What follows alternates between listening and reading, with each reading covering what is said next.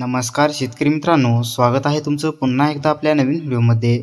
तर आजच्या या व्हिडिओमध्ये आपण जाणून घेणार आहोत मागेल त्याला सौर कृषी पंप योजनेतील या ठिकाणी वारंवार विचारले जाणारे प्रश्न, म्हणजेच तुम्हाला पडणाऱ्या सगळ्या प्रश्नांचे या ठिकाणी निरसन केले जाणार आहे। जर तुम्हाला सौर पंप हवे असतील आणि वीज बिलाच्या त्रासातून मुक्त व्हायचं असेल तर हा व्हिडिओ शेवटपर्यंत नक्की पहा। चला तर मग सुरू करूया मागेल त्याला सौर कृषी पंप योजना या योजनेतून वारंवार विचारले जाणारे प्रश्न आणि त्याची उत्तरे। तर त्यासाठी व्हिडिओ शेवटपर्यंत नक्की पहा। चॅनलवरती नवीन असाल तर आपल्या चॅनल सबस्क्राइब करा, बेल आयकॉनवरती क्लिक करा, जेणेकरून नवीन व्हिडिओ आल्यानंतर त्याचा अपडेट तुमच्या मोबाईलवरती येत राहील। चला तर मित्रांनो आपल्या व्हिडिओला सुरुवात करूया। तर या ठिकाणी मागेल त्याला सौर कृषी पंप योजना यामधून वारंवार विचारले जाणारे प्रश्न, यामधील पहिला प्रश्न आहे सौर कृषी पंप म्हणजे काय? तर मित्रांनो, सौर कृषी पंप हा सूर्याच्या किरणांपासून म्हणजेच सौर ऊर्जेपासून चालणारा पंप आहे। सौर पंपामध्ये मुख्यतः सोलर पॅनल, वॉटर पंप संच, पंप नियंत्रण उपकरणे तसेच इतर आवश्यक साहित्यांचा या ठिकाणी समावेश केला जातो। तर मित्रांनो, त्यानंतर सौर कृषी पंपाचा उपयोग नेमका काय आहे? तर सौर कृषी पंप हा शेततळे, विहीर, बोरवेल इत्यादी शाश्वत पाण्याचा स्रोत मधून पाण्याचा उपसा करण्याचे काम करतो। उपसा केलेले पाणी हे पाईपद्वारे शेतीतील पिकांना देण्यास मदत केली जाते। तसेच सौर कृषी पंप काम नेमका कसा करतो? तर सौर कृषी पंप सौर ऊर्जेवर म्हणजे सूर्याच्या किरणांपासून काम करतो। जेव्हा सूर्यकिरणे सोलर पॅनलवर पडतील तेव्हा डीसी ऊर्जा निर्माण होऊन सर्व सौर कृषी पंप कार्यान्वित होतो व पाण्याचा उपसा केला जाऊ शकतो। कृषी पंप सौर ऊर्जेवर चालणारा असल्यामुळे शेतकऱ्यांना दिवसा सिंचनाकरिता योग्य आहे। तर त्यानंतर पारंपरिक विद्युत पंपांपेक्षा सौर कृषी पंप अधिक उपयुक्त नेमका कसा आहे? सौर कृषी पंप चालवण्यासाठी कोणतेही इंधन किंवा पारंपरिक विजेची आवश्यकता नाही। एकदा स्थापित केल्यावर सौर कृषी पंप वीज किंवा इंधनाचा आवर्ती खर्च करत नाही। वीज कपात, कमी दाबाचा वीज पुरवठा, सिंगल फेज समस्या किंवा मोटर जळाल्यामुळे प्रभावित होत नाही। सौर कृषी पंप दुर्गम भागात स्थापित केल्या जाऊ शकतात, जेथे वीज खांब टाकणे कठीण आहे। डिझेल पंपाच्या तुलनेत सौर कृषी पंपाचा देखभाल खर्च हा फारच कमी असून हा पंप दीर्घकाळ टिकतो। सौर कृषी पंपाला लुब्रिकेटची तेलाची आवश्यकता नसते आणि त्यामुळे पाणी, माती दूषित होण्याची शक्यता नसते। तसेच सौर कृषी पंपाचे संचालन अतिशय सोपे असून त्याचे अत्यंत फायदेशीर आहे। सौर कृषी पंपामुळे आपल्याला दिवसा पाण्याचा उपसा करणे शक्य होते। तर त्यानंतर मागेल त्याला सौर कृषी पंप योजना काय आहे? ज्या शेतकऱ्याकडे शाश्वत जलस्रोत आहे व ज्या शेतकऱ्यांकडे शेतीच्या सिंचनाकरिता पारंपरिक पद्धतीने वीजपुरवठा नाही, अशा शेतकऱ्यांसाठी मागेल त्याला सौर कृषी पंप योजना राबविण्यात येणार आहे। या योजनेअंतर्गत राज्यात सौर कृषी पंप स्थापित करण्यात येत आहेत। तर तसेच मित्रांनो, यानंतर यापूर्वी सौर कृषी पंप योजना राबविण्यात आली आहे का? तर सौर ऊर्जेचे महत्त्व लक्षात घेऊन राज्य शासनाद्वारे महाराष्ट्रात सन 2015 पासून सौर कृषी पंपाच्या विविध योजना राबविण्यात येत आहेत। यापूर्वी अटल सौर कृषी पंप योजना, मुख्यमंत्री सौर कृषी पंप योजना राबविण्यात आली होती। तसेच सद्य परिस्थितीत प्रधानमंत्री कुसुम घटक ब योजनेअंतर्गत सौर कृषी पंप स्थापित करण्यात येत आहेत। राज्यात दिनांक 6/9/2024 पर्यंत 2,63,156 सौर कृषी पंप बसवण्यात आलेले आहेत। शेतकऱ्यांना या सौर ऊर्जेचा मिळालेला लाभ तसेच सौर कृषी पंपाबाबत शेतकऱ्यांचा प्रतिसाद लक्षात घेऊन राज्य शासनाने मागेल त्याला सौर कृषी पंप योजना या ठिकाणी चालू केलेली आहे। तर मागेल त्याला सौर कृषी पंप योजनेचा फायदा नेमका कोणाला मिळणार आहे? तर सर्वात महत्त्वाचा प्रश्न आहे, जर ज्या शेतकऱ्याकडे शाश्वत जलस्रोत आहे व ज्या ठिकाणी यापूर्वी पारंपरिक कृषी पंपाकरिता वीज पुरवठा देण्यात आलेला नाही, अशा सर्व शेतकऱ्यांना या योजनेचा लाभ देता येईल। नंतर महावितरणकडे पैसे भरून प्रलंबित असलेल्या शेतकऱ्यांना प्राधान्य दिले जाणार आहे। तर मित्रांनो, या ठिकाणी मागेल त्याला सौर कृषी पंप योजनेकरिता पात्र लाभार्थ्यांना अर्ज करण्याची काय पद्धत आहे? तर या योजनेअंतर्गत नवीन सौर कृषी पंप मिळवण्याकरिता महावितरणतर्फे स्वतंत्र वेब पोर्टल निर्माण करण्यात आलेले आहे. mahadiscom.in सोलार या लिंकवर जाऊन अर्जदारास A1 अर्ज ऑनलाईन भरायचा आहे. सदर अर्ज अगदी साधा व सोपा असून अर्जासोबत आवश्यक कागदपत्रे या ठिकाणी अपलोड करायची आहेत. तर त्यानंतर मित्रांनो, या योजनेअंतर्गत अर्जासोबत नेमकी कोणती कागदपत्रे आवश्यक आहेत? तर शेतकऱ्यांकडे असलेल्या शेतीचा सातबारा उतारा, जलस्रोताची नोंद त्या ठिकाणी असणे गरजेचे आहे. त्यानंतर आधार कार्ड, जातीचे प्रमाणपत्र आवश्यक असल्यास या कागदपत्रांची सत्यप्रत आवश्यक आहे. अर्जदार स्वतः शेत जमिनीचा एकटा मालक नसेल तर इतर हिस्सेदारांचा किंवा मालकांचा ना हरकत दाखला देणे बंधनकारक असणार आहे. पाण्याचा स्रोत डार्क झोनमध्ये असल्यास भूजल सर्वेक्षण विभागातर्फे ना हरकत प्रमाणपत्र देणे बंधनकारक आहे.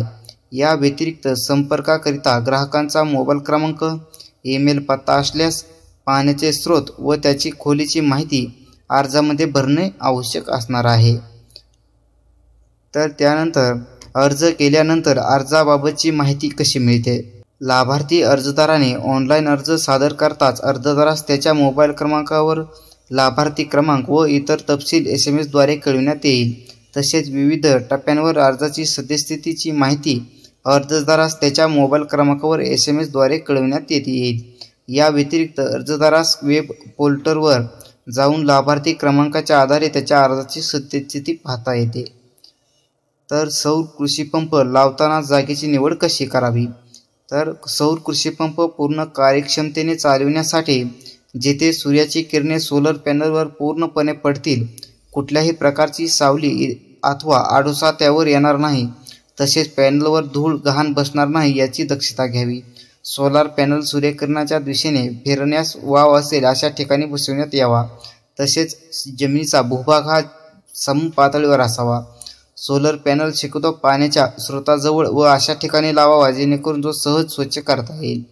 सोलार पंप हा सोलर पॅनलच्या जवळच असला पाहिजे परंतु ज्या क्षेत्रामध्ये सिंचन करायचे आहे त्याच क्षेत्रात असला पाहिजे. तर त्यानंतर स्थापित केलेला सौर कृषी पंप एका ठिकाणाहून दुसऱ्या ठिकाणी हलविणे शक्य आहे का? एकदा स्थापित केलेला सौर कृषी पंप पुन्हा स्थापन करणे किंवा दुसऱ्या ठिकाणी हलविणे योग्य नाही.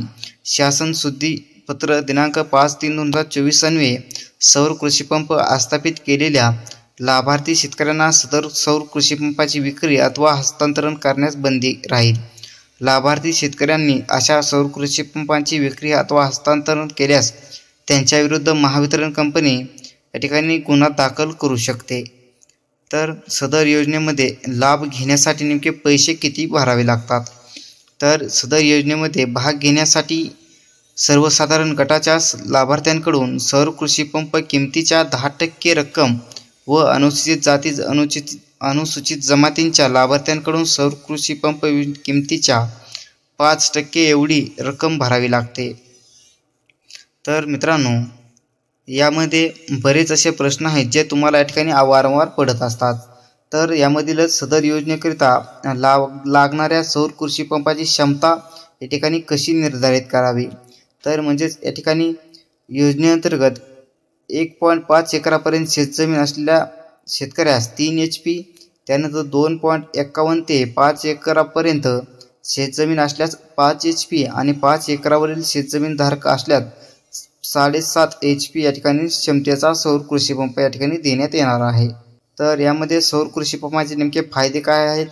तर शेतकऱ्यांना दिवसा सिंचन करणे शक्य होणार आहे. वीज पुरवठा खंडित झाल्यामुळे विजेच्या दाबामुळे किंवा सिंगल फेजमुळे सिंचनावर कोणताही परिणाम होणार नाही. विजेचा किंवा डिझेलचा वापर नसल्यामुळे वीज बिलाचा किंवा डिझेलचा खर्च नाही. कमीत कमी खबरची आवश्यकता आहे. त्यानंतर विजेची तार तुटून किंवा पोल पडून विद्युत अपघाताचा धोका नाही. पर्यावरणाचा समतोल राखण्याच्या ठिकाणी मदत या ठिकाणी सौर ऊर्जेपासून होते. तर त्यानंतर नैसर्गिक आपत्तीमुळे म्हणजेच वीज, वादळ, वारा यामुळे सौर पॅनलचे नुकसान होईल का, त्यासाठी काय उपाययोजना करणे आवश्यक आहे? यामध्ये सध्या बाजारात उपलब्ध असलेले सोलार पॅनल हे अत्याधुनिक तंत्रज्ञानाने बनवलेले असून क्वचितच वीज, वादळ, वारा या नैसर्गिक आपत्तीमुळे त्याचे नुकसान होते। त्यामुळे दुर्मिळ वेळी वीज पडल्यामुळे सौर पॅनलचे नुकसान होऊ शकते। हा धोका टाळण्यासाठी सौर पंपासोबत वीज संरक्षण यंत्र बसवण्यात येणार आहे। तर सौर कृषी पंपाची देखभाल व दुरुस्तीचा कालावधी किती असणार आहे? तर सौर कृषी पंपाची देखभाल व दुरुस्तीचा कालावधी हा 5 वर्ष असणार आहे। यामध्ये शेतकऱ्यांना सौर कृषी पंप नादुरुस्त झाल्यास महावितरणच्या मध्यवर्ती ग्राहक तक्रार सेवा केंद्राला त्यांनी या ठिकाणी तक्रार द्यायची। तर त्यानंतर ग्राहक सेवा केंद्राला तत्काळ दिल्यानंतर ते तुमच्या सौर कृषी पंपाची या ठिकाणी दुरुस्ती करून देतील। तर शेतकऱ्यांना कोणती दैनंदिन देखभाल करावयाची आहे? तर यामध्ये शेतकऱ्यांना सौर कृषी पंपाला अत्यंत कमी देखभाल करण्याची आवश्यकता असते। तर त्यामध्ये पॅनलवर जर कचरा किंवा धूळ बसली असेल तर या ठिकाणी त्याच्या धुळीमुळे या ठिकाणी कार्यक्षमता कमी होते, त्यामुळे ते वारंवार कपड्याने या ठिकाणी धुवून काढा। तर त्यानंतर सौर कृषी पंपाच्या साहित्याची चोरी किंवा नुकसान झाल्यास काय करावे? तर सौर कृषी पंपाच्या साहित्याची चोरी झाल्यास त्वरित त्याची तक्रार नजीकच्या पोलीस ठाण्यात प्रथम खबरी अहवालाद्वारे या ठिकाणी दाखल करावी लागणार आहे। तर त्यानंतर महावितरणच्या कार्यालयास व संबंधित एजन्सीच्या ग्राहक सेवा केंद्राला देण्यात यावी। तसेच सौर कृषी पंप 5 वर्षाकरिता पंप आस्थापित करणाऱ्या एजन्सीद्वारे विमा उतरवण्यात येतो, त्यामुळे सदर लाभार्थ्याचा सौर पंप विमा कंपनीकडून नुकसान भरपाईकरिता पात्र ठरेल। विमा कंपनीकडून नुकसान भरपाई करिता पंप आस्थापित करणारी एजन्सी या ठिकाणी सहकार्य करेल त्यासाठी। तर त्यानंतर सौर कृषी पंप नादुरुस्त झाल्यास शेतकऱ्यांनी कुठे तक्रार करायची? तर सौर कृषी पंपाबाबतची शेतकऱ्यांची काही तक्रार असल्यास शेतकऱ्यांनी महावितरणच्या मध्यवर्ती ग्राहक तक्रार सेवा केंद्राशी संपर्क साधून आपली तक्रार नोंदवू शकता। तर त्यासाठी महावितरणचे टोल फ्री क्रमांक या ठिकाणी दिलेले आहेत। यामध्ये 1800-233-3435 किंवा 1800-212-3435 असे या ठिकाणी 2 नंबर आहेत। तर यामध्ये अर्जदार शेतकऱ्यास ऑनलाईन अर्ज भरण्यासाठी अडचणी आल्यास काय करणार? तर एखाद्या अर्जदारास शेतकऱ्याच्या ऑनलाईनद्वारे अर्ज करण्याची अडचणी झाल्यास महावितरणच्या तालुका स्तरावरील उपविभागीय कार्यालयाशी संपर्क साधावा। याशिवाय महावितरणच्या मध्यवर्ती ग्राहक सुविधा केंद्राशी संपर्क साधावा। यासाठी महावितरणचे टोल फ्री क्रमांक 1800-233-3435 किंवा 1800-212-3435 उपलब्ध करून देण्यात येणार आहेत। तर मित्रांनो, अशा पद्धतीने या ठिकाणी महावितरणचे या ठिकाणी वारंवार विचारले जाणारे प्रश्न मागेल त्याला सौर कृषी पंप योजनेविषयीचे होते। तर तुम्हाला व्हिडिओ आवडला असेल तर लाईक करा, शेअर करा। भेटूया पुढच्या व्हिडिओमध्ये, तोपर्यंत धन्यवाद।